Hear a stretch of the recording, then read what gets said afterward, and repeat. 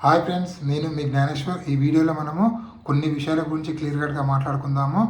నామినేషన్లో ఉన్నటువంటి 6 కంటెస్టెంట్లో ఎవరు ఓటింగ్ ఎలా ఉంది, ఎవరు సేఫ్ జోన్ ఉన్నారు, ఎవరు డేంజర్ జోన్లో ఉన్నారు, ఎవరు ఎలిమినేషన్ దగ్గర ఉన్నది ఈ వీడియోలో క్లియర్ కట్గా మాట్లాడుకుందాము. అదేవిధంగా బిగ్ బాస్ హౌస్లోకి వచ్చినటువంటి ఆడియన్స్ ఎవరికి సపోర్ట్ చేశారు అనేది కూడా ఈ వీడియోలో క్లియర్ కట్గా మాట్లాడుకుందాము. అదేవిధంగా ఫస్ట్ ఓట్ అపీల్ ఛాన్స్ అనేది ఎవరికి వచ్చింది అనేది కూడా వీడియోలో క్లియర్ కట్గా మాట్లాడుకుందాము. బిగ్ బాస్ ఇమ్యూనిటీ టాస్క్ కోసము 2 టాస్కులు పెట్టారు కదా, ఆ 2 టాస్కులు కంప్లీట్ అయిన తర్వాత ఎవరి స్కోర్ ఎలా ఉందనేది కూడా ఈ వీడియోలో క్లియర్ కట్గా మాట్లాడుకుందాము. అదేవిధంగా కళ్యాణ్ పడాలకు బిగ్ బాస్ టీం అన్యాయం చేస్తుందా దాని గురించి కూడా క్లియర్ కట్గా మాట్లాడుకుందాము. అలాగే అఫీషియల్ ఓటింగ్లో ఎవరు ఓటింగ్ ఎలా ఉంది, ఎవరు ఫస్ట్ పొజిషన్లో ఉన్నారు, ఎవరు సెకండ్ పొజిషన్లో అనేది కూడా ఈ వీడియోలో మనము క్లియర్ కట్గా మాట్లాడుకుందాము.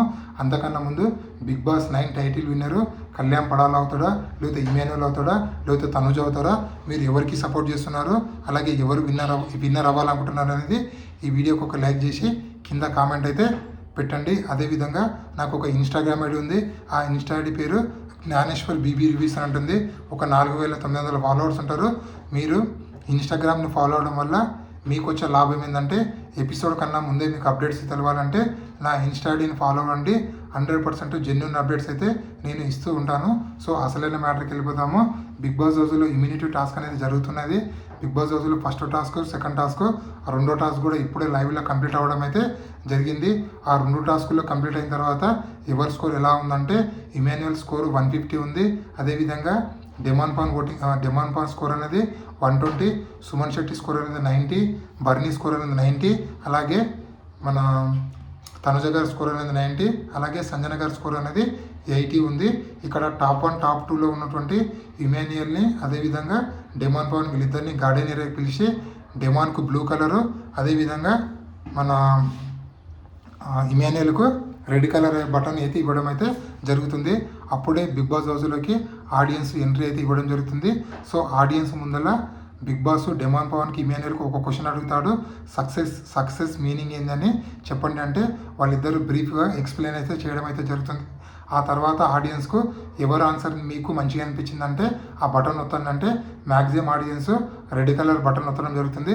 రెడ్ కలర్ ఇమాన్యుయల్ది కాబట్టి ఇమాన్యుయల్ ఫస్ట్ ఓట్ అపీల్ ఛాన్స్కి సెలెక్ట్ అయితే అవ్వడం అయితే జరుగుతుంది. ఆ విధంగా ఫస్ట్ ఓట్ అపీల్ ఇమాన్యుయల్ అయితే చేయడం అయితే జరుగుతుంది. సో అదేవిధంగా నామినేషన్లో ఉన్నటువంటి 6 కంటెస్టెంట్ల ఓటింగ్ కార్డు ఎలా ఉందంటే నామినేషన్లో తనుజ, డెమాన్ పవన్, ఇమాన్యుయల్, సుమన్ శెట్టి, భరణి, సంజన టోటల్ 6 కంటెస్టెంట్లు ఉన్నారు కదా. వీళ్ళ ఓటింగ్ ఒకసారి పరిశీలిస్తే తనుజ గారి ఓటింగ్ ఏ అన్అఫీషియల్ ఓటింగ్ చూసినా కూడా టాప్లో కొనసాగుతుంది. అది ఇన్స్టాగ్రామ్ చూసినా, ఫేస్బుక్ చూసినా, ట్విట్టర్ చూసినా, టెలిగ్రామ్ చూసినా, ఎక్కడ చూసినా కూడా తనుజ గారి ఓటింగ్ అనేది టాప్లో కొనసాగుతుంది. ప్రజెంట్ తనుజ ఓటింగ్ అనేది 35%లో కొనసాగుతుంది. దాని తర్వాత డెమాన్ పవన్ ఓటింగ్ అనేది 16%లో, దాని తర్వాత ఇమాన్యుయల్ ఓటింగ్ అనేది 15%లో, తర్వాత సంజన గారి ఓటింగ్ అనేది 14%లో, బర్నీ ఓటింగ్ అనేది 14%, అదేవిధంగా సుమన్ శెట్టి ఓటింగ్ అనేది 13%లో కొనసాగుతుంది. వీళ్ళలో సేఫ్ జోన్లో ఉన్న కంటెస్టెంట్లు ఓన్లీ తనుజ గారే. రిమైనింగ్ 5 కంటెస్టెంట్లు ఎలిమినేషన్ రౌండ్లో ఉన్నారు, డేంజర్ జోన్లో ఉన్నట్లే. ఎందుకంటే ఈ 5 మెంబర్స్లో ఓటింగ్లో పెద్ద డిఫరెన్స్ అయితే లేదు. ఓన్లీ 1 or 2% డిఫరెంట్ అయితే ఉండడం అయితే జరిగింది.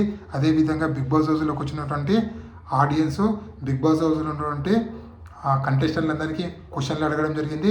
ఆ క్వశ్చన్లు ముందే బిగ్ బాస్ టీం ముందే ప్రిపేర్ చేసి ఎవరికి ఏ క్వశ్చన్ అడగాలని చెప్పి ఆడియన్స్కి చెప్పడం జరిగింది. సో ఆడియన్స్ అదేవిధంగా కళ్యాణ్ పడాలకు అలాగే తనుజ గారికి ఎక్కువ క్వశ్చన్లు అడిగారని చెప్పి, అదేవిధంగా కొందరు ఆడియన్స్ కళ్యాణ్ అని అరిచారని చెప్పి మనకైతే అప్డేట్ అయితే రావడం జరిగింది. సో అది ఎపిసోడ్లో వేస్తారా లేకపోతే ఎడిట్లో కట్ చేస్తారా మనకైతే తెలియదు. అదేవిధంగా Kalyan Padala back to back 2 సార్లు ఇమ్యూనిటీ రావడం వల్ల తన ఓటు బ్యాంక్ పైన ఏదైనా ప్రభావం చూపిస్తుందా అంటే 100% ప్రభావం చూపిస్తుందని చెప్పి నాకైతే అనిపిస్తుంది. ఎందుకంటే విన్నర్ రేజ్లో ఉన్నటువంటి తనుజ గారు 2 వారాలు నామినేషన్ ఉండడం వల్ల తనకు కొత్తగా ఓటు బ్యాంక్ అనేది క్రియేట్ చేసుకోగలిగారు. కానీ గత 2 వారాల నుంచి కళ్యాణ్ పడాలకు పెద్ద స్క్రీన్ ప్లేస్ లేదు. అదేవిధంగా కొత్తగా ఓటు బ్యాంక్ అనేది క్రియేట్ చేసుకోలేకపోవడం వల్ల పాతగా ఉన్నటువంటి తన ఓటు బ్యాంకు, తన ఫ్యాన్స్ వేరే వాళ్ళకు ఓట్లేయడం వల్ల తన ఓటు బ్యాంక్ పైన ఏదైనా ప్రభావం చూపిస్తుందా అంటే 100% ప్రభావం చూపిస్తుందని చెప్పి నాకైతే అనిపిస్తుంది. మీకు కూడా అదే విధంగా అనిపిస్తే ఈ వీడియోకి ఒక లైక్ చేసి కామెంట్ పెట్టండి.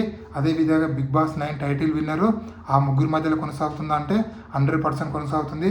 అది కళ్యాణ్ పడాల, తనుజ, ఇమాన్యుయల్ వీళ్ళు ముగ్గురులో ఎవరు గెలిచినా కూడా 100% హిస్టరీ క్రియేట్ చేసినట్లే. ఎందుకంటే తనుజ గారు గెలిస్తే లేడీ కంటెస్టెంట్ గెలిచినట్లు, అది డైరెక్ట్ సీజన్, ఓటీటీ కాదు.